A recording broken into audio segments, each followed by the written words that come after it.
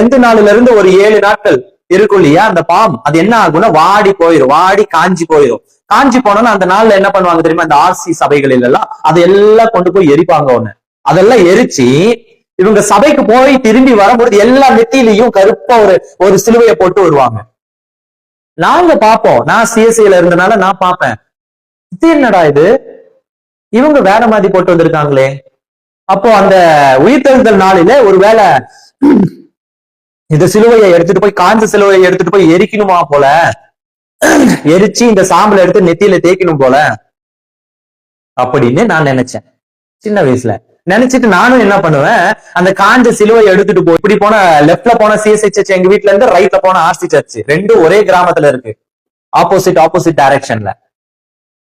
அந்த இந்த லெப்ட் சைட்ல போகும்போது எல்லாம் ஒரு மாதிரி ஹே அழாத அப்படின்வாங்க. எங்க நம்ம சிஎஸ்ஐ சர்ச்சுக்கு, ஏய் இதெல்லாம் நம்ம வைக்கக்கூடாது அழ அப்படின்வாங்க. அப்போ எனக்குள்ள சின்ன வயசுல ஒரு கேள்வி வரும், ரைட் சைட்ல போற ஆர்சி சர்ச்சுக்கு போறவங்க அதை வச்சுட்டு போறாங்க, அவங்களும் கிறிஸ்தவர்கள் தான். லெப்ட் சைட்ல போற சிஎஸ்ஐ நாமளும் ஆண்டவரை தான் நேசிக்கிறோம், சர்ச்சுக்கு தான் போறோம், நாம வைக்கக்கூடியதுன்றாங்க. அப்பனா இந்த சமுதாயத்துல ஒரு குழப்பத்தை ஏற்படுத்துறாங்க கிறிஸ்துவை பற்றி. கிறிஸ்துவின் காரியத்தை, கிறிஸ்துவுக்குரிய காரியத்தை, கிறிஸ்துவத்தின் காரியத்துக்குள்ள நாம எவ்வளவு பெரிய குழப்பத்தை ஒரு சந்ததிகளுக்கு கொடுக்கிறோம் என்பது நாம சிந்திச்சு பார்க்கணும். இந்த சபைகள் சிந்திக்குதா என்பது எனக்கு தெரியல, சிந்திக்கணும். இந்த மெய்ப்பர்கள் சிந்திக்கிறார்களான தெரியல, ஆனா சிந்திக்கணும்.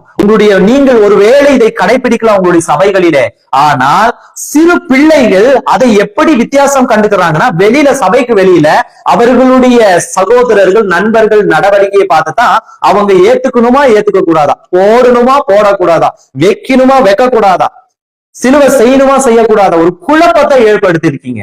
கிறிஸ்துவம் என்பது குழப்பத்தை ஏற்படுத்துவதா, தெளிவை கொடுப்பவர் தேவன் இல்லையா. தெளிந்த நீரோட மனதுல இருக்கிற இருதயத்தின் நினைவை எப்படி பண்ற, தெளிய பண்ணுகிறார், சிந்தையை தெளிய பண்ணுகிறவர்.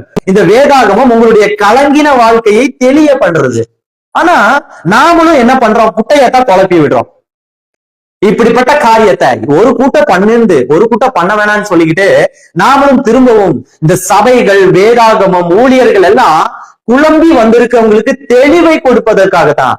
ஆனா குழம்பி வந்திருக்கவங்கள நாம மேலும் என்ன தெரியுமா பண்றோம், குட்டைய குழப்பி விட்டு போ, அப்படியே போ, அவ்வளவுதான் முடிஞ்சு போச்சு, இன்னைக்கு முடிஞ்சு போச்சுன்னு அனுப்பிடுறோம்.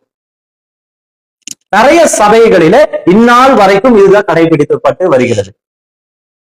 இது எப்படி ஒரு முடிவுக்கு வரும் என்பது தேவனுடைய கையில தான் இருக்கு இல்லையா.